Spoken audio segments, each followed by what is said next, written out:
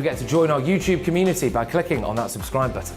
And if you want the GB News app, you can click and catch up on programmes anytime. We love to hear from you, so email us. gbviews@gbnews.uk. Thanks for being part of the GB News family. My name is Andrew Doyle. Join me every Sunday evening at 7 p.m. for Free Speech Nation. This is a show where we address current affairs and news stories of the week with the help of two wonderful comedian panellists. I brought in comics because I want to give it a lighter edge, and also they work for less. See you there.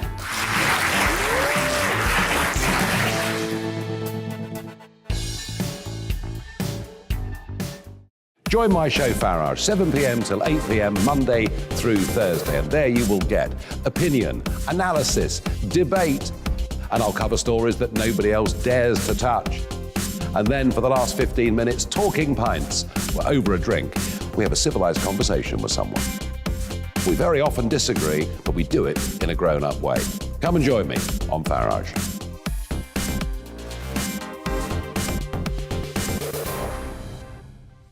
I'm Colin Brazier. I've reported from more than 70 countries around the world, covered wars from Afghanistan to Iraq, from Lebanon to the Balkans. I'm trying to bring that experience, that feel for events, to the studio. And something else, I'm ready to give an opinion. Today's stories with a spark. Brazier from 8 p.m. weekdays on GB News.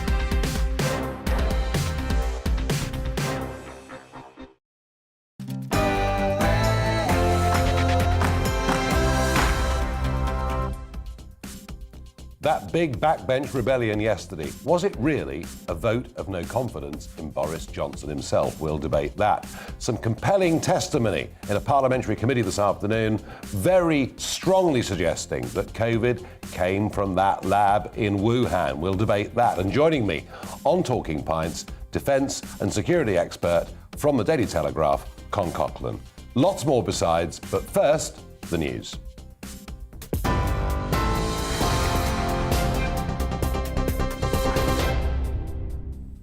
Good evening, I'm Polly Middlehurst and these are your latest news headlines at 7.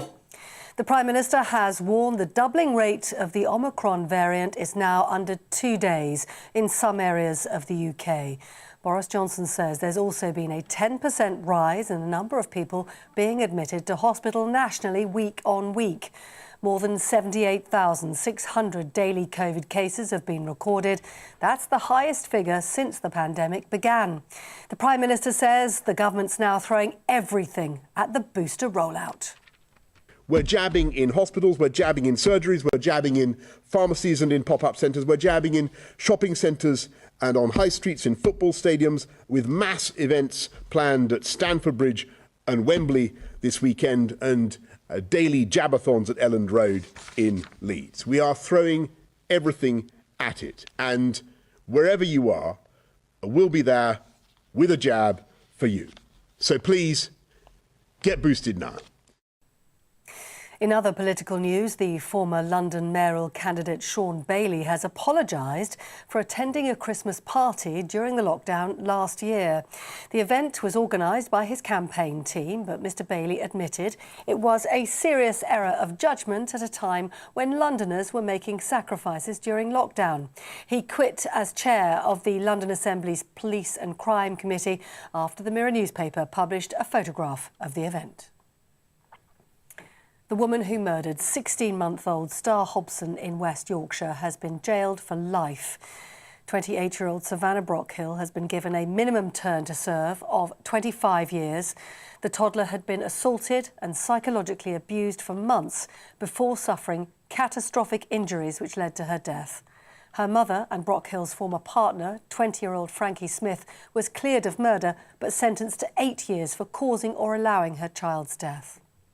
Throughout her short life, Star was subjected to endless physical assaults and psychological harm. Instead of the love and protection, she experienced a world of humiliation, cruelty and pain at the hands of those who should have protected her the most. It is impossible to imagine how any parent or carer could inflict this pain inflict this pain and suffering on an entirely defenceless little girl.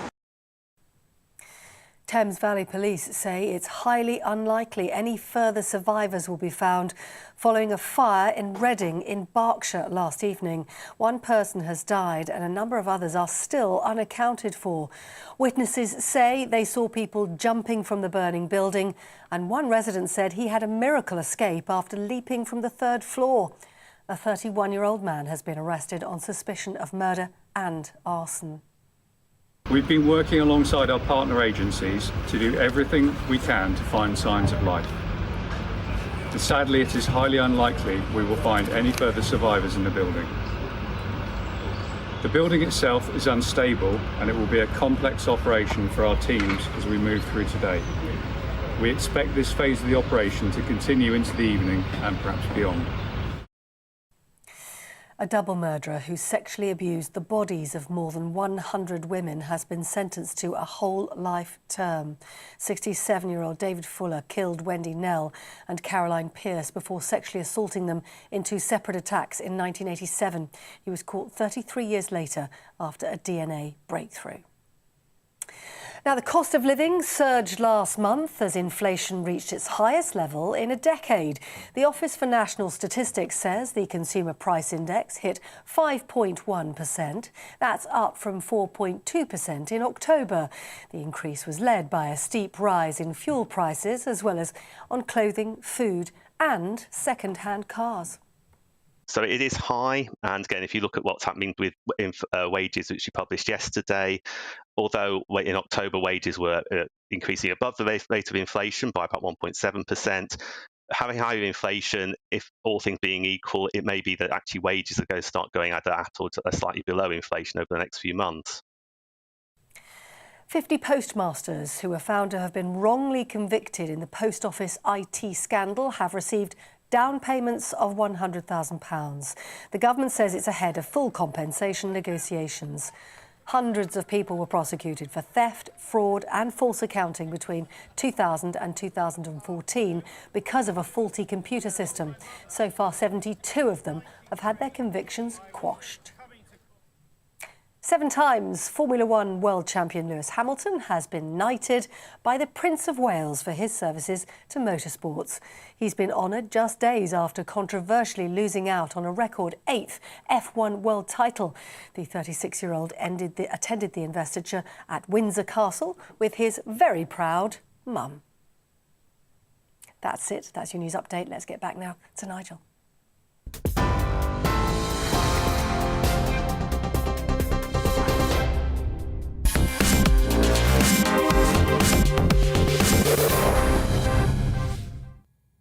There are 651 members of Parliament in Westminster, and of that number, only 126 voted, as I see it, to maintain our rights and our liberties and not to take us down a very, very dangerous direction. So on the one hand, we now have a Labour and Conservative Party united on virtually everything. It's rather like the pre-Brexit days. They're both effectively social democrat parties who agree on almost everything. The opposition now comes predominantly in Westminster from the Conservative backbenches, nearly 100 of them, voting against Johnson's proposals and against specifically the idea that vaccine passports are a good idea. I've articulated over the last couple of evenings why I think they're a very bad idea and actually could lead to more spread of disease. But was it about, were 99 of them going against their Prime Minister, despite his very strong urging of them not to do so, was that really about coronavirus regulations and rules, or was it something bigger? I think it's something far bigger. Many of that number are unhappy with the unconservative direction in which he's taken the party. Many of them are alarmed by his plans for net zero, what it'll mean for their constituents in terms of their own living costs. Alarmed that small business appears now to be totally ignored by a government that used to stand up and a party that used to believe in free market capitalism. But above all, I think it's his leadership style. And you know, the happy, laughy, jokey, slightly at times buffoonish Boris Johnson worked a treat as Mayor of London and as somebody out at the front in campaigns. But as leader, it isn't working. People aren't laughing so much anymore. And I think there's a fairly strong, growing number of MPs who feel they need a different leader. Johnson's always had great luck in his political career. Last night was the moment that luck has run out. I'm not going to say he'll be gone soon, because he won't, but it certainly does feel like the beginning of the end. And that's the question I want you to answer tonight for me. Do you agree with me? Do you think last night was effectively a vote of no confidence in Boris Johnson? Let me know your views. GBviews at gbnews.uk, or you can tweet at GBnews. And don't forget, you can send in your Barrage the Farage questions for later in the show. Well, let's get to Westminster and be joined by our political editor, Darren McCaffrey. Darren, you're there in Downing Street. Good evening. Yeah, indeed, Nigel, I am, because we've, of course, had this big press conference, haven't we, this evening from Boris Johnson, Chris Whitty. Pretty stark warnings, it must be said, from Chris Whitty when it comes to the Omicron variant, suggestions that people are misreading the data from South Africa, that we are now seeing hundreds of thousands of cases a day. It is the dominant variant in London. It will be in the rest of the UK within days. And the concern is that we're going to see absolutely huge case numbers, 78,000 today, but that will pale in comparison to the hundreds of thousands that we'll see in the days and weeks to come.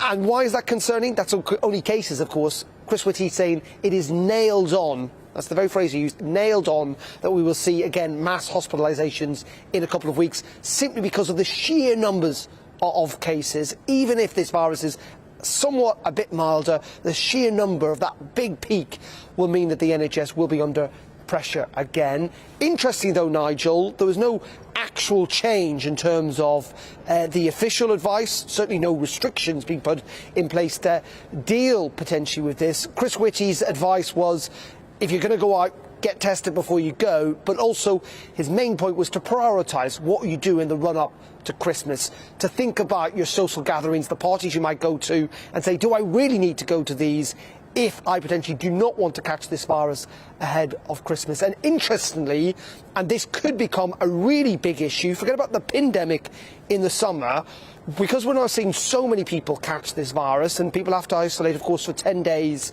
irrespective of their symptoms, we could start to see enormous pressure on public services, on transport systems, on logistics around the country, if suddenly lots and lots of people are forced not to go to work because obviously they've come down with this virus and legally they have to stay at home.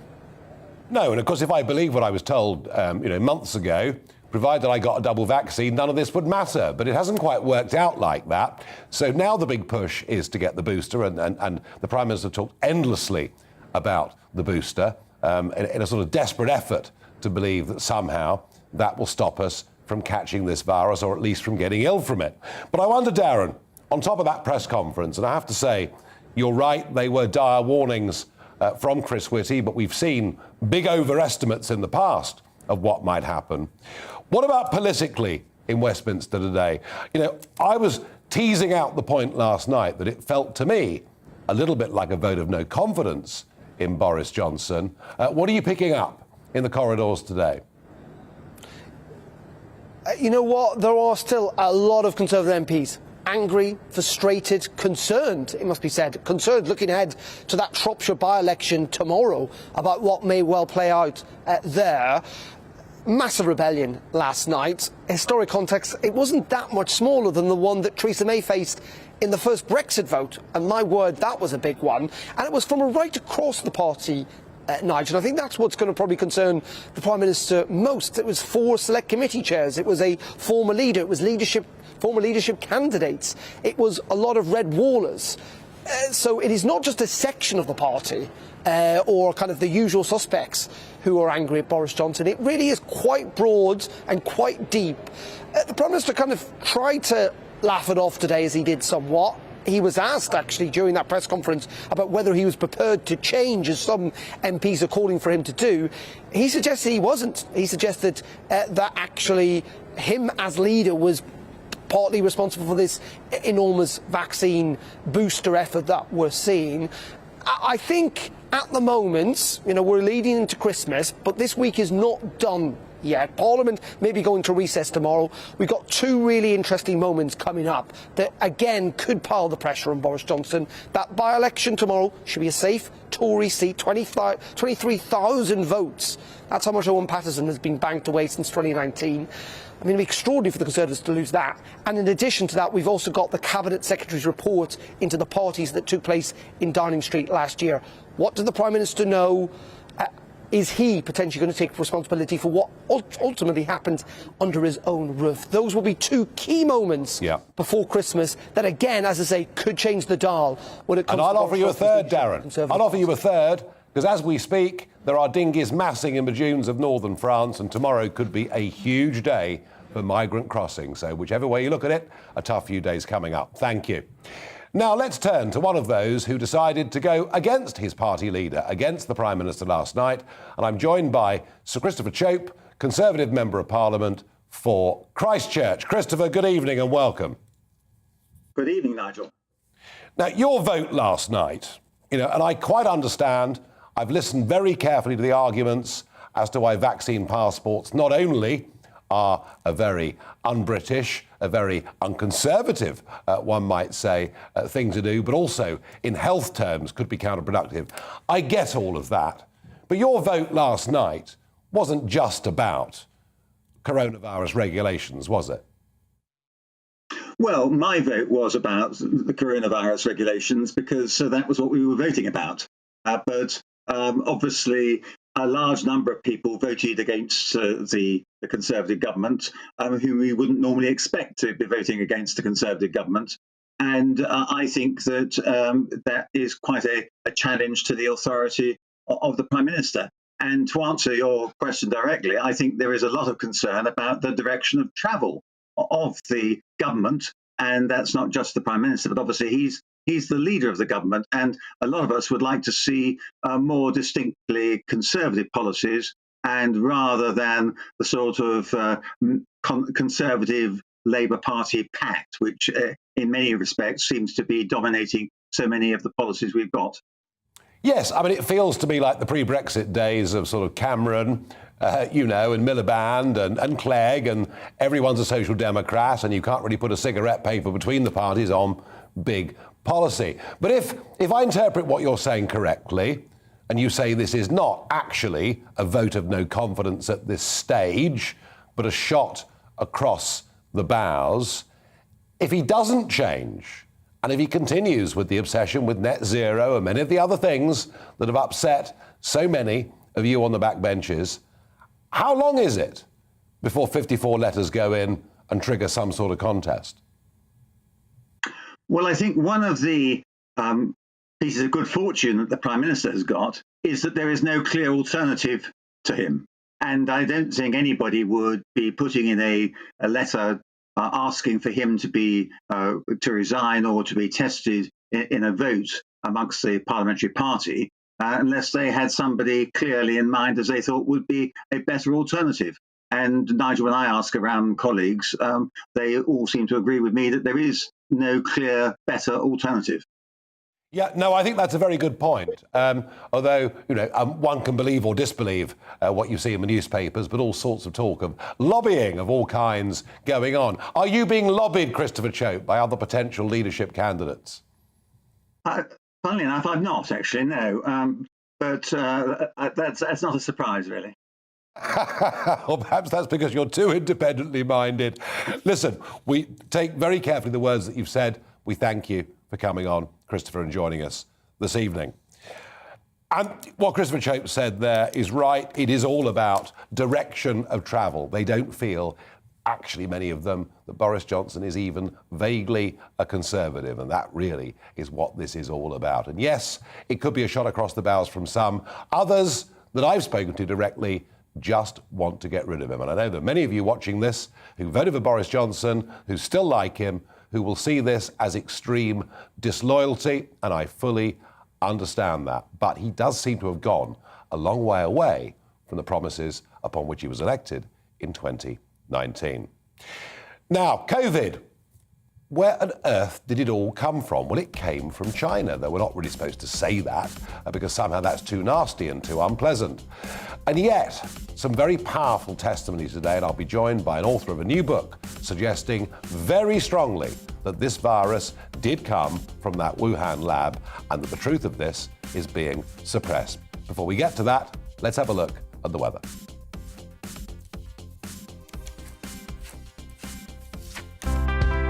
It's time to remind ourselves there's always another winter.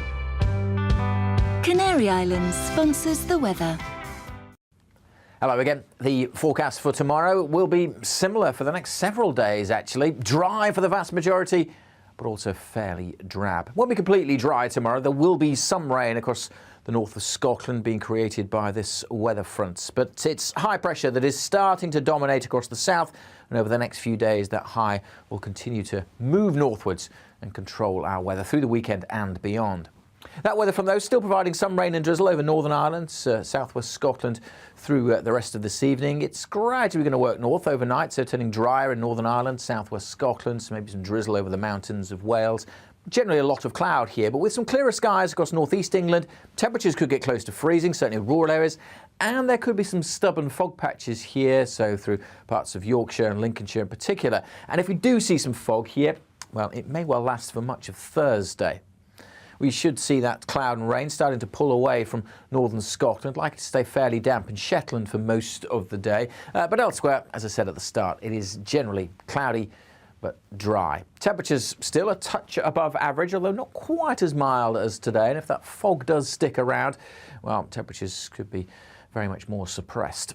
Through Thursday evening, again, a few holes in the cloud could allow some fog patches to form, parts of North Wales and again, the northeastern quarter of the UK. Generally just a lot of cloud across the south as we head into Friday. That weather front moving away from northern Scotland, so generally dry by the odd little bit of drizzle here and there. Again, some stubborn fog patches are possible on Friday. Again, some brightness, particularly across northern Scotland. Should be fairly sunny for the Highlands across to Aberdeenshire. North Wales also may well see some sunny spells, but for most places it's just looking overcast and grey, as it will do into the weekend. Increasing chance of seeing some thick fog, but generally staying dry and cloudy, but also steadily turning colder. Canary Islands sponsors the weather. You're watching GB News live across the UK and the world on our digital stream. GB News is Britain's news channel. We are the UK's home of discussion and debate from all perspectives. We are here for you. Don't forget to join our YouTube community by clicking on that subscribe button. And if you want the GB News app, you can click and catch up on programmes anytime. We love to hear from you, so email us. gbviews@gbnews.uk. Thanks for being part of the GB News family. My name is Andrew Doyle. Join me every Sunday evening at 7 p.m. for Free Speech Nation. This is a show where we address current affairs and news stories of the week with the help of two wonderful comedian panellists. I brought in comics because I want to give it a lighter edge, and also they work for less. See you there.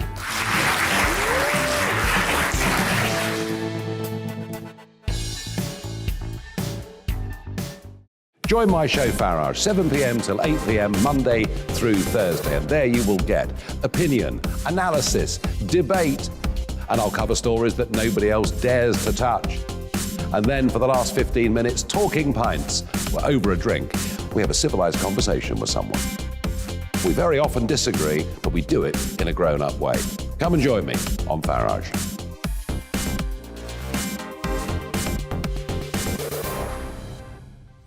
I'm Colin Brazier.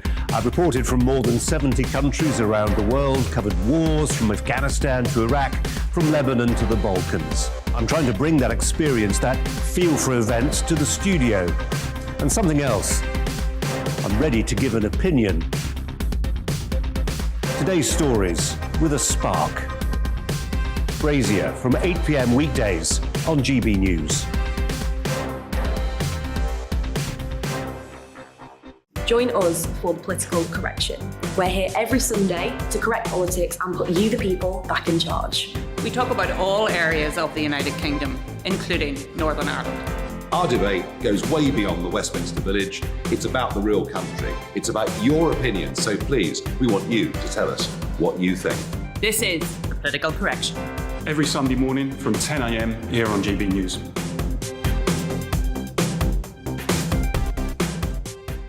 You're watching GB News live across the UK, the world, and our digital stream. GB News is Britain's news channel. We are the UK's home of discussion and debate from all perspectives. We're here for you. Don't forget to join our community by hitting the subscribe button. And download the GB News app so you can click and catch up on programmes anytime. We love to hear from you. Email us at gbviews@gbnews.uk. Thanks for being part of the GB News family.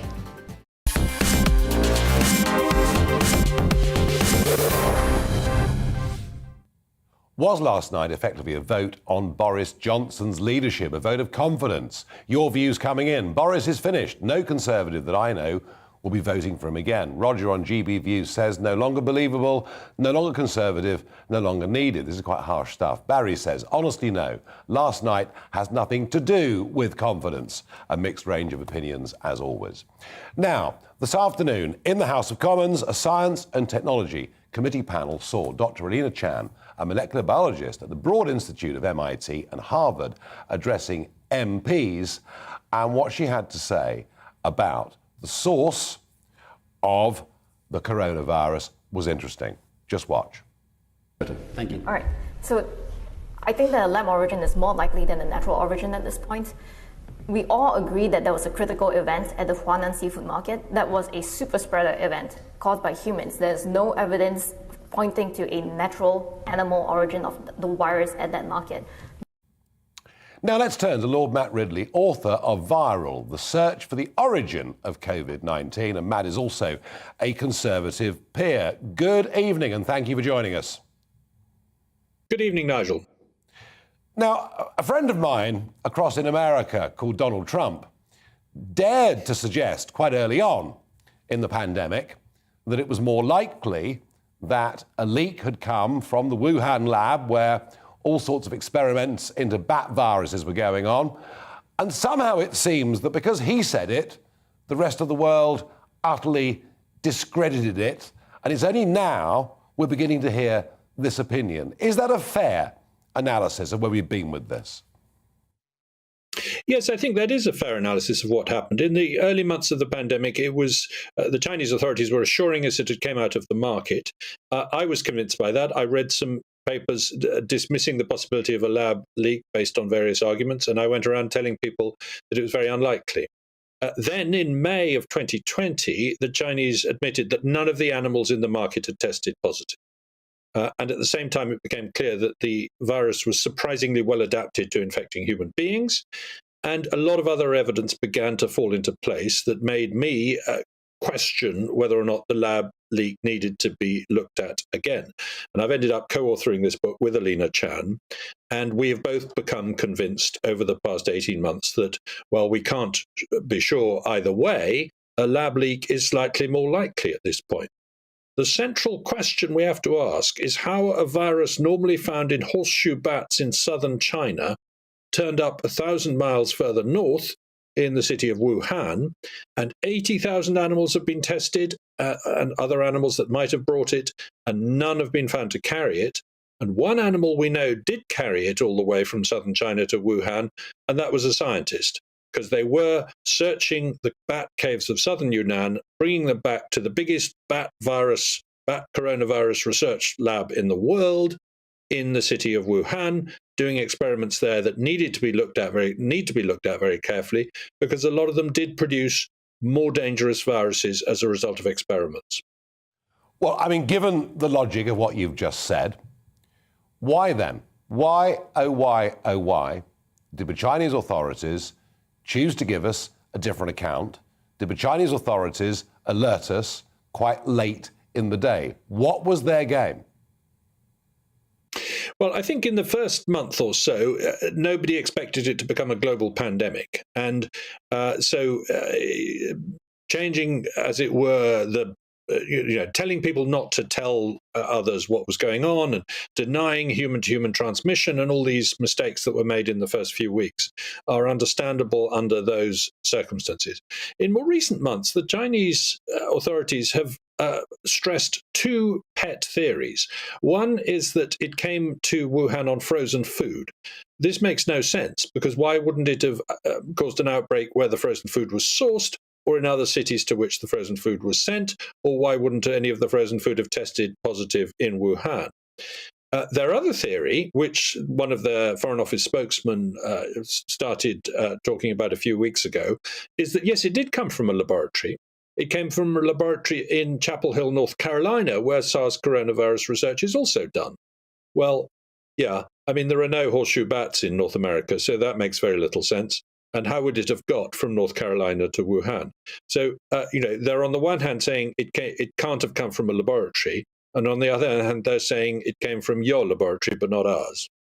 Extraordinary. And just finally, quickly, Matt Ridley, if I may, the Omicron variant, we've heard Chris Whitty talking tonight in pretty grave tones about the numbers of people that will catch this over the course of the next couple of weeks. And yet, on this programme a couple of days ago, we had Dr. Coetzee from South Africa saying, well, yes, lots of people catch it, but very, very few get seriously ill.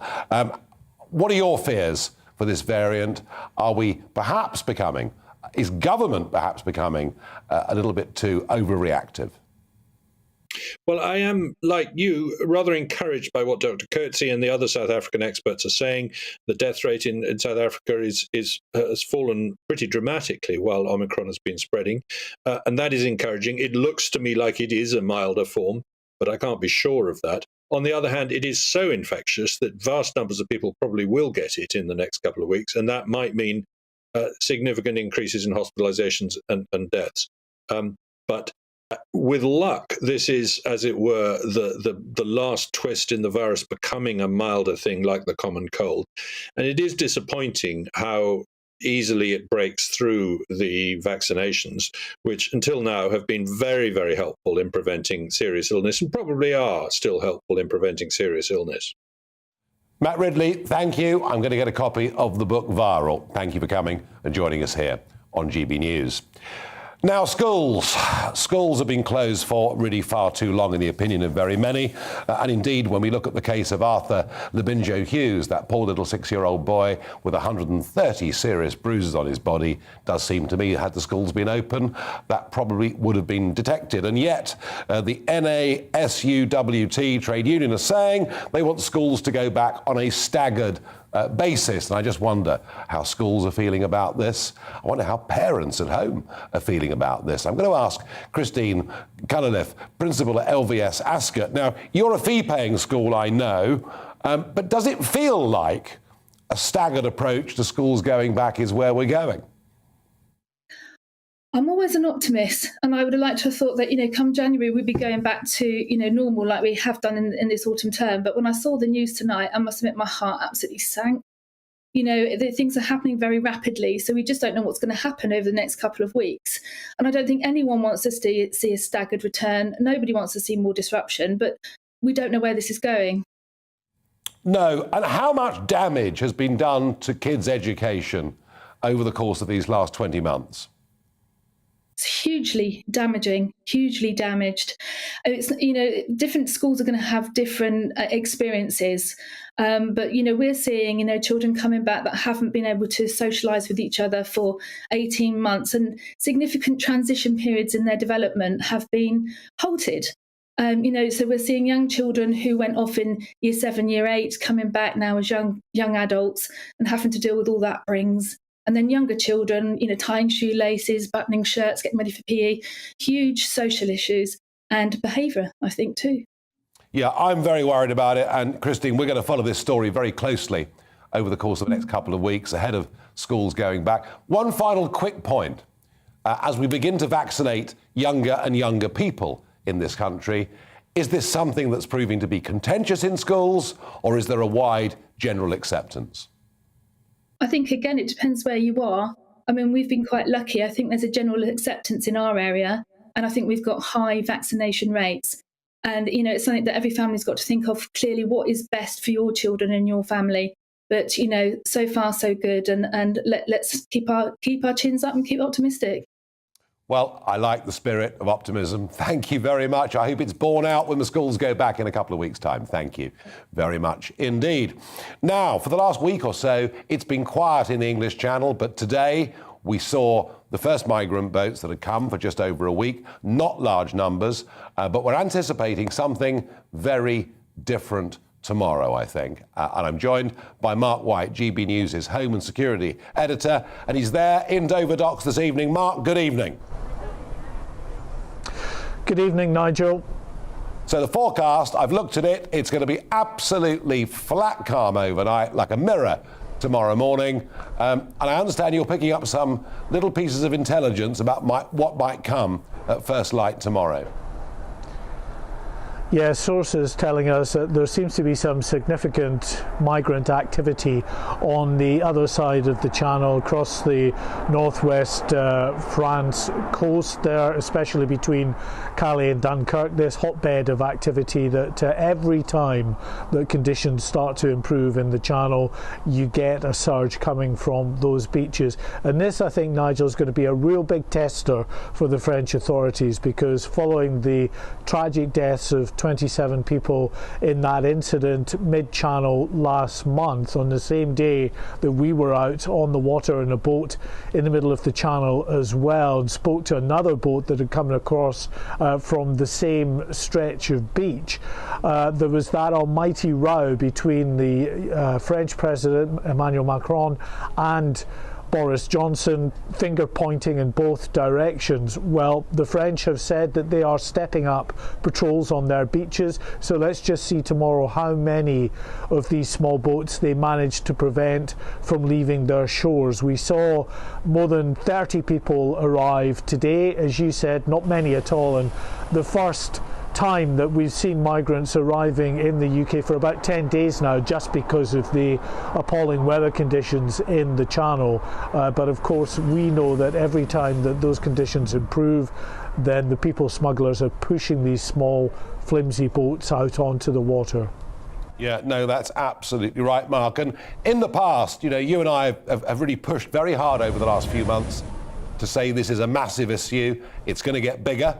And we've been proved right, because politically, in many parts of the country, it's been up at the top of the list. The rest of the media have tried their best to ignore it, but have now been following it. Are the broader media now anticipating what will come tomorrow?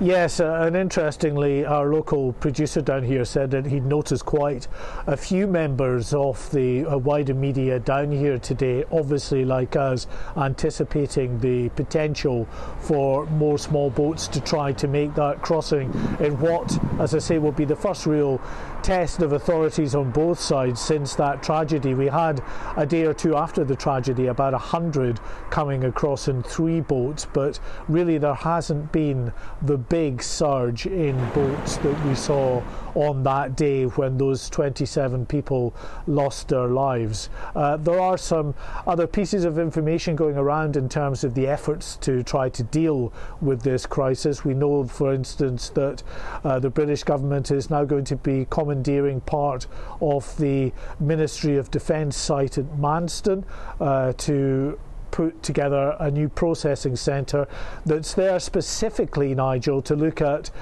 trying to identify those who we know, of course, are told by the people smugglers to throw away their identifying documents. So when they come to this country, it's very difficult indeed for the authorities to try to get a handle on who exactly they are, where they're from, what potential threat they might pose. So this new centre, a secure centre, will be up and running to allow a week or so for authorities to try to delve into the background of these individuals. I suspect they're going to be... to that, the National Crime Agent... Sorry. I suspect they're going to be very busy in the course of the next few days. I'm going to have to love you and leave you there, Mark, but we'll speak to you tomorrow, because I've no doubt it'll be a big, big day and a big political story too. Now, I've talked many times about the price of this illegal trade across the Channel. What I haven't talked about is the personal price that many have had to pay. I'm going to speak now to Lucy Smith, who has had to cancel her wedding plans due to the hotel she chose being shut to accommodate asylum seekers. Lucy, good evening. Evening. Now, I have to say, I've had lots of emails from people who've been through this. You're the first one that I've put here on GB News, because it's about time people understood the impact on people's lives. So you were going to get married, you'd booked a hotel to get married. In March of next year, everything was ready, invitations going out. And then what happened, Lucy? Basically, I seen on a Facebook post that the hotel had actually closed its doors. First of all, it was for a roof refurbishment. I contacted the hotel in question to see if this was true. They basically said no, it wasn't. I then later heard that off another Facebook post that it was closed due to housing refugees coming over from Afghanistan. I then contacted the hotel again to see if this was true and obviously what would happen with my wedding day, as it was only 3 months to wait. And basically I've had no communication since from the hotel regarding what is going on. I've had money put into my account, which equals up to the deposit which I've paid the hotel so far, and they've not even corresponded to say I've been refunded or that it's been cancelled or even let us know what is happening. Yeah, and is it easy to find to find an alternative venue for the wedding?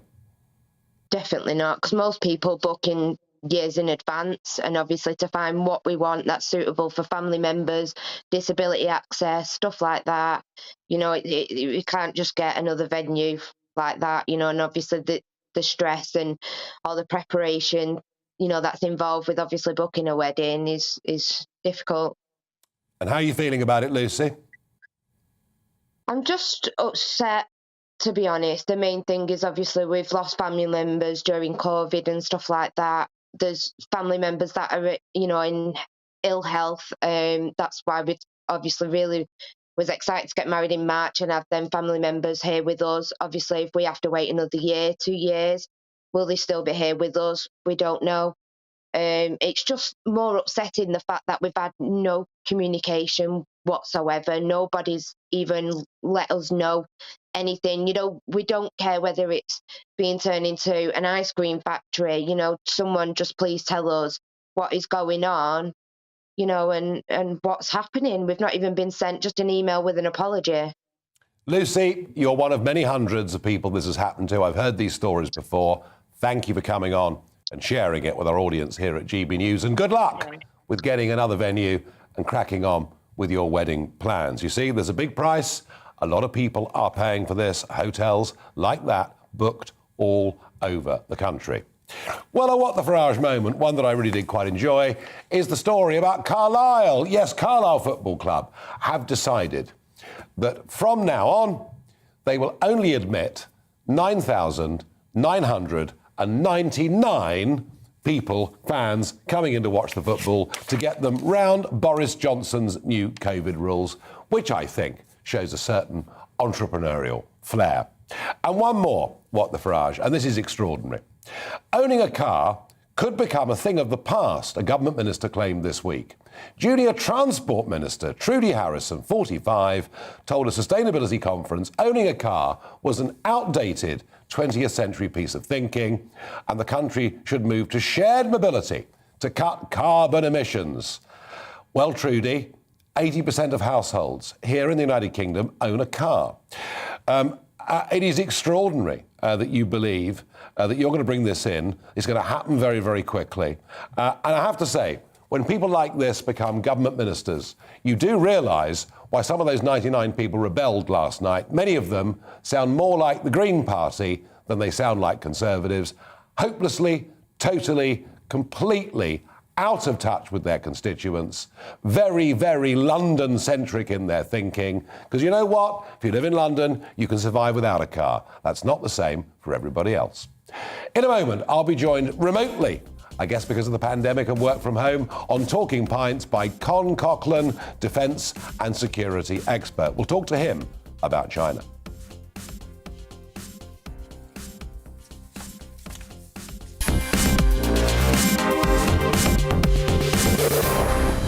You're watching GB News live across the UK and the world on our digital stream. GB News is Britain's news channel. We are the UK's home of discussion and debate from all perspectives. We are here for you. Don't forget to join our YouTube community by clicking on that subscribe button. And if you want the GB News app, you can click and catch up on programmes anytime. We love to hear from you, so email us. gbviews@gbnews.uk. Thanks for being part of the GB News family. My name is Andrew Doyle. Join me every Sunday evening at 7 p.m. for Free Speech Nation. This is a show where we address current affairs and news stories of the week with the help of two wonderful comedian panellists. I brought in comics because I want to give it a lighter edge, and also they work for less. See you there.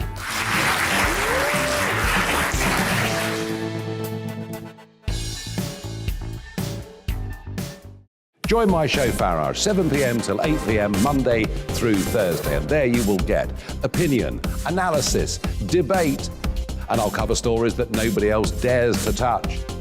And then for the last 15 minutes, talking pints. We're over a drink. We have a civilised conversation with someone. We very often disagree, but we do it in a grown-up way. Come and join me on Farage.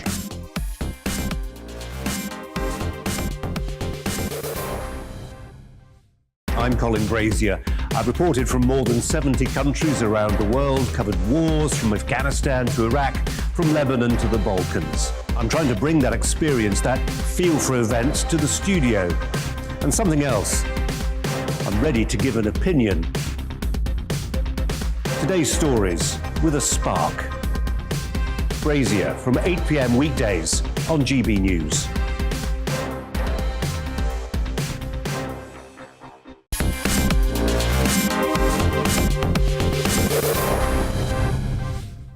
The GB News pub is open, and I'm joined by the Daily Telegraph's defence editor and foreign affairs columnist, Con Coughlin, who's at home. Con, it's a remote Talking Pints, but welcome. Thank you very much. Well done. You've joined in the spirit, as I would expect, of a... I have, and a very nice pint of Sussex beer. I mean, I'd share that. Very good. Now, Con, you've been in and around the newspaper industry for a considerable number of years, about 45 years, something like that. You've seen amazing changes in the industry. I have. I guess it's not as much fun as it was when you started.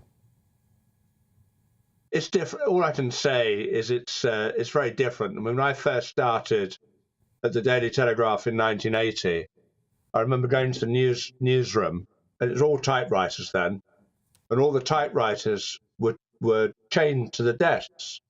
And I thought, surely the journalists at the Daily Telegraph aren't kleptomaniacs. And eventually somebody explained it was to stop journalists throwing them out the window in rage after they had a good lunch. And I think somebody had actually thrown one out into Fleet Street and nearly killed somebody. So it was a very different environment, Nigel. Yeah, but is it still fun? I think it's fun, yeah. I mean, not least because of the subject matter I cover. Yeah, I'm covering a very broad range of subjects: defence issues, global security, foreign affairs. The people I meet, like your good self, we've met in the past on various events. It's just great fun doing that. It's a different environment, but it's still great fun. Yeah, well, good. I'm pleased to hear it. Now, you may or may not have seen, but earlier on in the show, I had Lord Matt Ridley on, co-author of this recent book, and there was some testimony given this afternoon in Parliament, and we've now got some really great minds who've done their homework, done their research on the origins of the COVID-19 virus.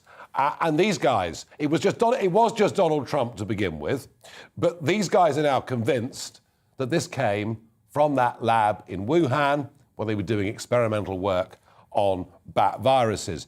You feel very strongly, don't you, about the Chinese Communist Party and the way in which they behave? I certainly do, and I welcome this kind of research from the likes of Matt Ridley. I think it's really important because, as we all know, the virus is inflicted not just a sort of great health calamity on the world, but an economic devastation. And I must say, I find it very odd when I go to buy masks that all the masks you can get are made in China. And I mean, that's just the tip of the iceberg. I mean, having sort of brought the world to its knees with this virus, the one country that seems to be gaining economically from it is China. So, and of course, the Chinese have done their best. The Chinese Communist Party have done their best to cover up the origins of this, whether it came from a lab, whether it was research into biological weapons. I mean, this is a very murky area.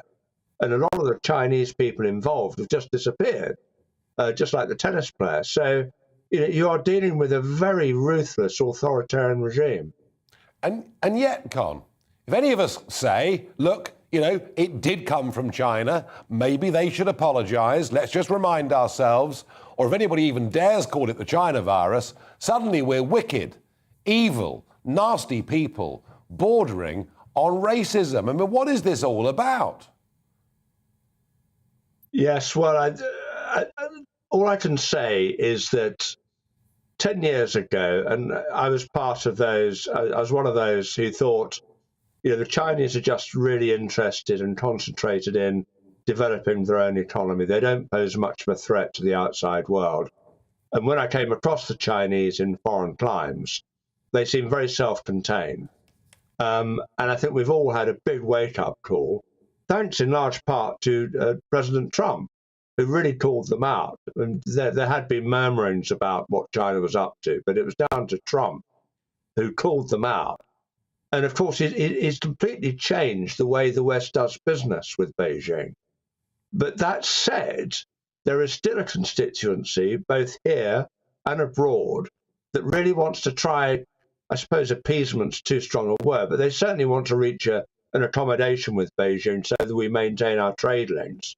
And they're putting trade above security in my book.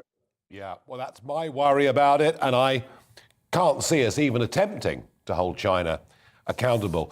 But beyond talking about the virus and China, they've become increasingly bellicose, haven't they, about Taiwan? Over the last, as you say, 10 years, suddenly militarism appears to President Xi to be rather an important thing. And at the same time, we've got Putin with 100,000 troops massed on the Ukrainian border. And it seems much of the European Union, certainly the Democrats in the USA, quite a lot of people here, seem to think that Russia's our biggest threat in the years to come. Is it Russia, Con, or is it China? Well, that's a very good and very big question, Nigel. I think in the immediate short term, Russia needs to be taken seriously. The thing about Russia, in my view, is it's the great disruptor. What Russia wants to do is undermine our democracy, challenge the weak spots in the Western alliance, in its bid to re-establish itself as a major world power. And a lot of what Russia does is driven by paranoia, and it's not as big as it thinks it is. The Russian economy is very weak and will get a lot weaker if it starts meddling about in Ukraine. I think in the bigger, broader term, China is definitely the bigger threat. And as the head of MI6 said recently in one of his first major speeches since taking the job, Beijing is what we need to focus on.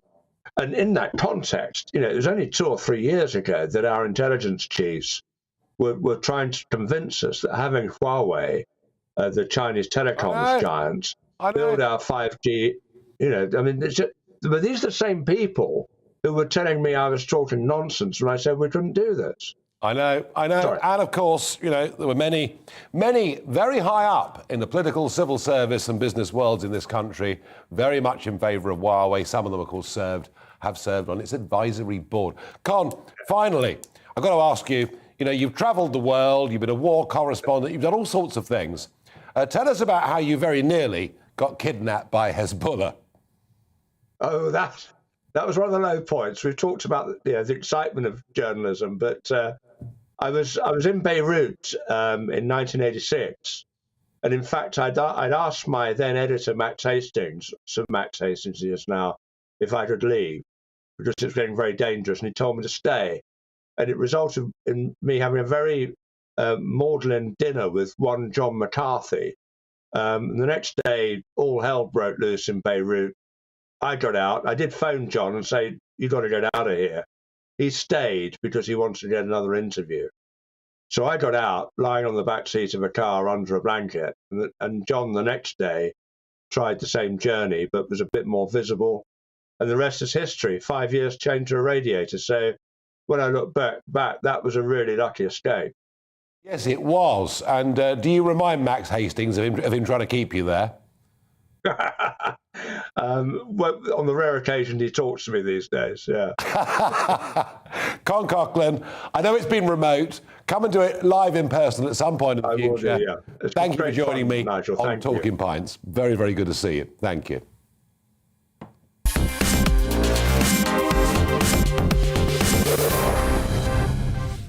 We're coming towards the end of the show, but we do have a couple of minutes left for Barrage the Farage. So here we go. One viewer says, will Nigel be limiting his social interactions or going to the pub as normal? I don't live in the pub. I mean, some of this was a bit of a myth created by the Daily Mail. Look, last year there was basically very little of a Christmas at all.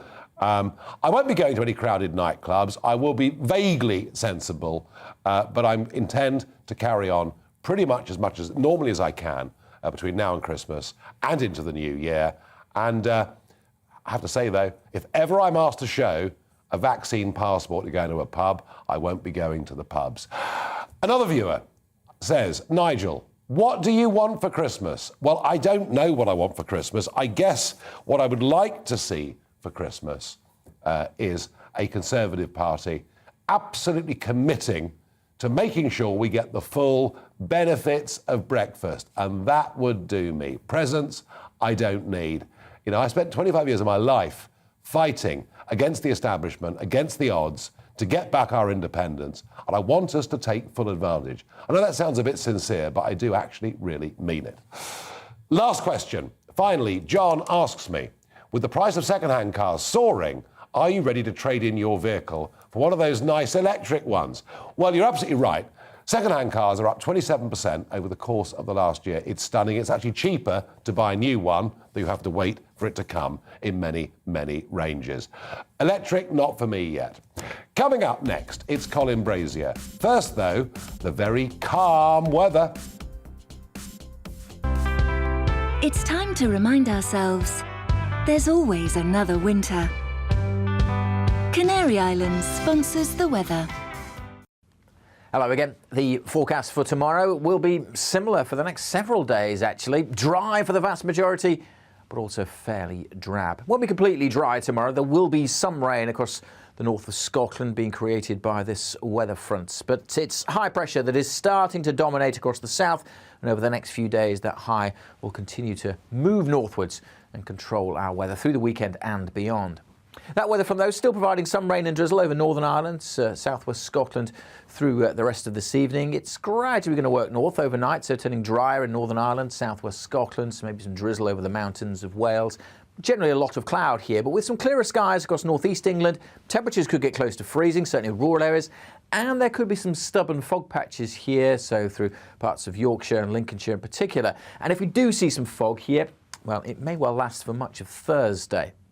We should see that cloud and rain starting to pull away from northern Scotland, likely to stay fairly damp in Shetland for most of the day. But elsewhere, as I said at the start, it is generally cloudy but dry. Temperatures still a touch above average, although not quite as mild as today. And if that fog does stick around, well, temperatures could be very much more suppressed.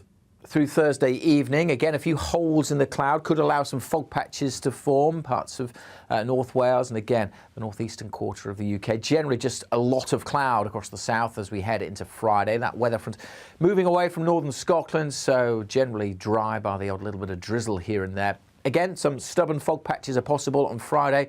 Again, some brightness, particularly across northern Scotland. Should be fairly sunny for the Highlands across to Aberdeenshire. North Wales also may well see some sunny spells, but for most places it's just looking overcast and grey, as it will do into the weekend. Increasing chance for seeing some thick fog, but generally staying dry and cloudy, but also steadily turning colder.